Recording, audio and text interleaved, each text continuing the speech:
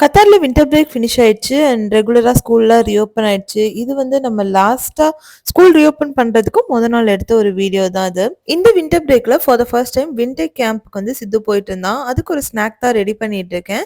இன்ஸ்டன்ட்டா ஒரு பீட்சா, அதுக்கு உண்டான சாஸுமே வந்து நம்ம லைட்டா chilli sauce and tomato ketchup இது 2மே ஆட் பண்ணிட்டு கொஞ்சம் ஆரிகானோ போட்டு மேல பேஸ்க்கு மேல அப்ளை பண்ணிட்டேன். பேஸ் வந்து நார்மலா செய்ற மாதிரி தான். மைதா, பேக்கிங் பவுடர், தேவையான அளவு உப்பு, தண்ணி இதெல்லாம் ஆட் பண்ணி தான் நான் வந்து செஞ்சிருக்கேன். ஸோ சித்து ஸ்கூல் போனதுக்கு அப்புறமா எனக்கு நெக்ஸ்ட் டே ஸ்கூல் ரீஓப்பன் அப்படிங்கிறதுனால கொஞ்சம் அயர்ன் பண்ற ஒர்க்லாம் இருந்தது. அதெல்லாம் அயர்ன் பண்ணிட்டு, ஹேங்கர்ல ரீப்ளேஸ் பண்ணிட்டு, கொஞ்சம் வாஷ் பண்ண வேண்டிய துணியெல்லாம் வாஷ் பண்ணிட்டு, நெக்ஸ்ட் 1 வீக்குக்கு உண்டான மீல் ப்ரெப் இந்த மாரி ஒர்க்லாம் பண்ணிட்டு இருந்தேன்.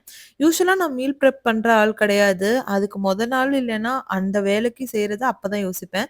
பட் இப்பதான் கொஞ்சம் அட்வான்ஸா பிளான் பண்ணிட்டு இருக்கேன். ஸோ இந்த மீல் பிளானிங்குமே எப்படி பண்ணுவேன் அப்படின்னா, 1 வீக்குக்கு என்ன சமைக்க போறோம் அப்படிங்கிறத நம்ம கிராசரி வாங்கிட்டு வந்திருப்போம் இல்லையா? அத பொறுத்து தான்.